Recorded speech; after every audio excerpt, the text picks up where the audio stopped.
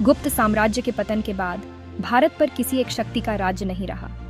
इसने एक नए युग की शुरुआत की। उपमहाद्वीप के अलग अलग हिस्सों में कई नए राज्य उभरे। ये राज्य विविधता और सांस्कृतिक समृद्धि के प्रतीक थे। इस दौर में पल्लव, चालुक्य, पांड्य और प्रतिहार जैसे शक्तिशाली राजवंशों का उदय हुआ। इन राजवंशों ने अपने अपने क्षेत्रों में महत्वपूर्ण योगदान दिया। ये राज्य न केवल सैन्य रूप से शक्तिशाली थे, बल्कि कला, वास्तुकला और संस्कृति के महान संरक्षक भी थे। उन्होंने अद्वितीय स्थापत्य कला का विकास किया। उन्होंने एक समृद्ध विरासत छोड़ी जो आज भी हमें प्रेरित करती है। उनकी धरोहर आज भी हमारे समाज का हिस्सा है। गुप्तों के पतन ने भारत में एक शक्ति शून्य पैदा कर दिया। इसने नए अवसरों और चुनौतियों को जन्म दिया। इसने राजनीतिक विखंडन के दौर को जन्म दिया, लेकिन इसने नए और गतिशील राज्यों के उदय का मार्ग भी प्रशस्त किया। ये राज्य अपनी पहचान बनाने के लिए संघर्षरत थे। ये राज्य अक्सर एक दूसरे के साथ युद्ध में रहते थे, लेकिन वे व्यापार और कूटनीति में भी शामिल थे। व्यापारिक मार्गों ने उन्हें समृद्धि और विकास के नए अवसर दिए। यह काल महान परिवर्तन और उथल पुथल का काल था, लेकिन साथ ही यह महान रचनात्मकता और नवाचार का भी काल था। इस समय में कई नई विचारधाराओं और तकनीकों का विकास हुआ। इस काल में जो राज्य उभरे, उन पर महत्वाकांक्षी और शक्तिशाली राजाओं का शासन था। ये राजा अपने राज्यों को मजबूत और समृद्ध बनाने के लिए प्रतिबद्ध थे। ये शासक अपने क्षेत्रों का विस्तार करने और अपनी शक्ति बढ़ाने के लिए दृढ़ थे।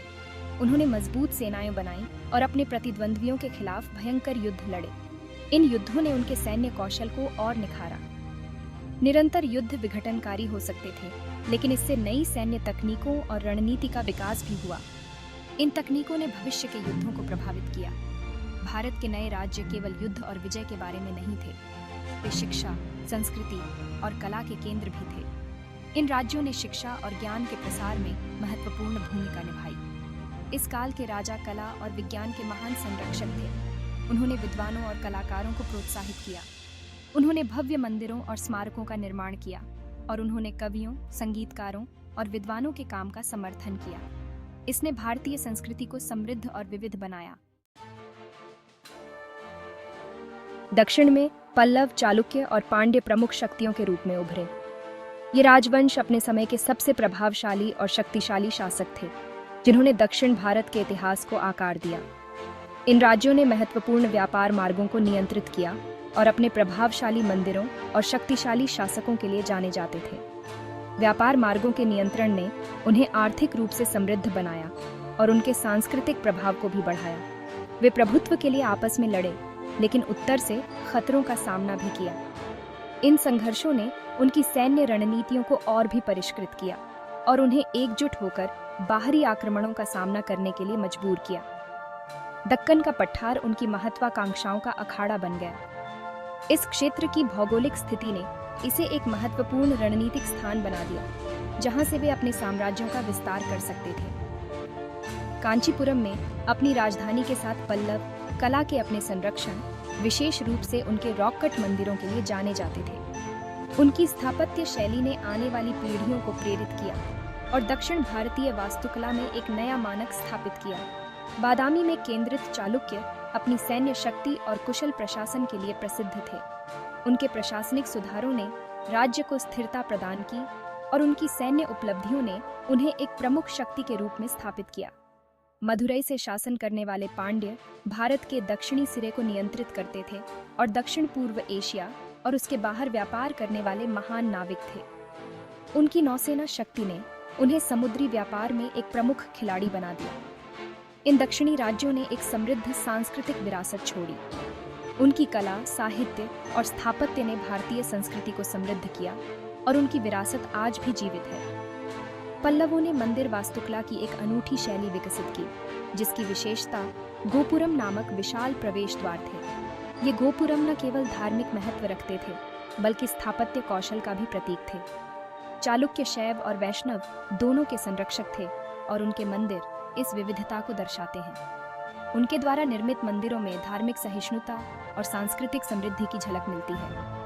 पांड्य भी महान निर्माता थे, जैसा कि मदुरई के शानदार मीनाक्षी मंदिर में देखा जा सकता है। यह मंदिर उनकी स्थापत्य प्रतिभा और धार्मिक भक्ति का एक उत्कृष्ट उदाहरण है। इन दक्षिणी राज्यों के उदय ने भारत में सत्ता के एक महत्वपूर्ण बदलाव को चिह्नित किया। यह बदलाव न केवल राजनीतिक था, बल्कि सांस्कृतिक और आर्थिक भी था। सदियों तक उत्तर राजनीतिक और सांस्कृतिक शक्ति का केंद्र रहा था, लेकिन समय के साथ दक्षिण ने भी अपनी शक्ति और प्रभाव को स्थापित किया।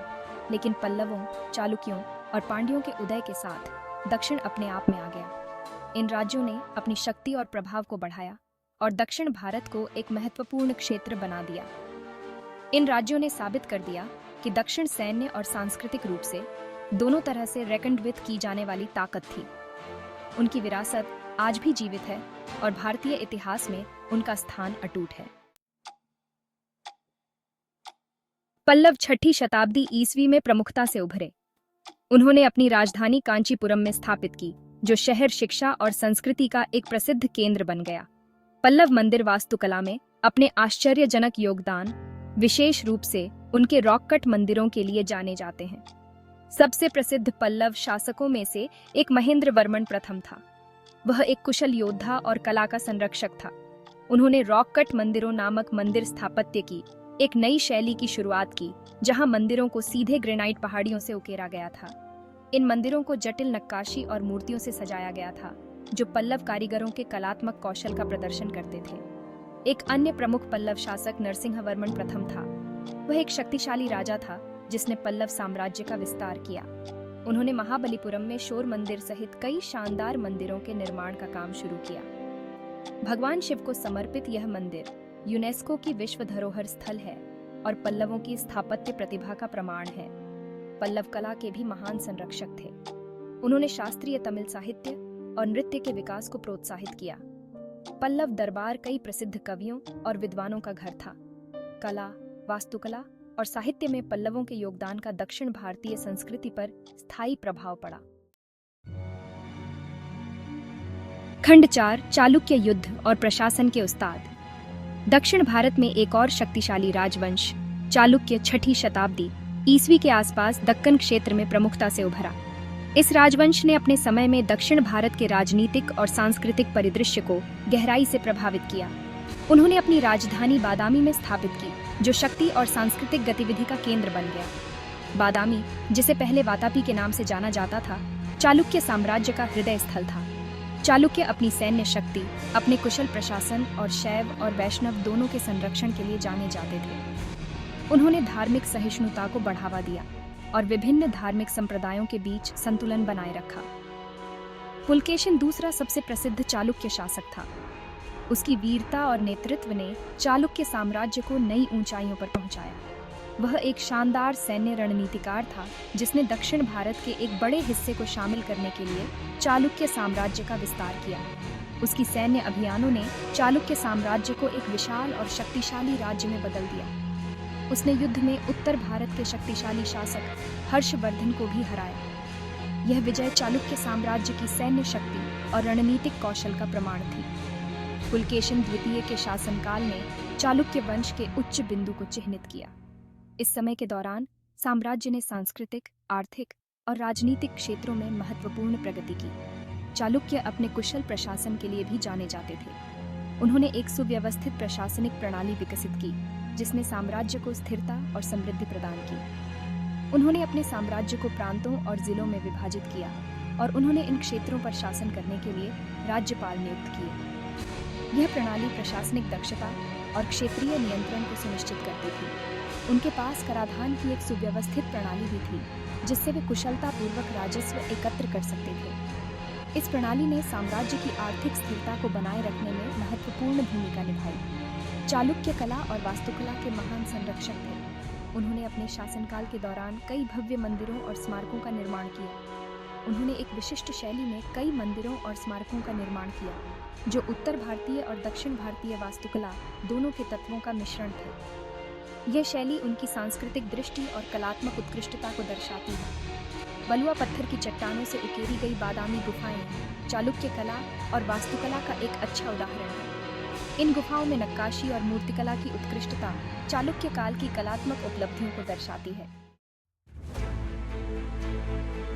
खंड 5 पांड्य दक्षिण के स्वामी।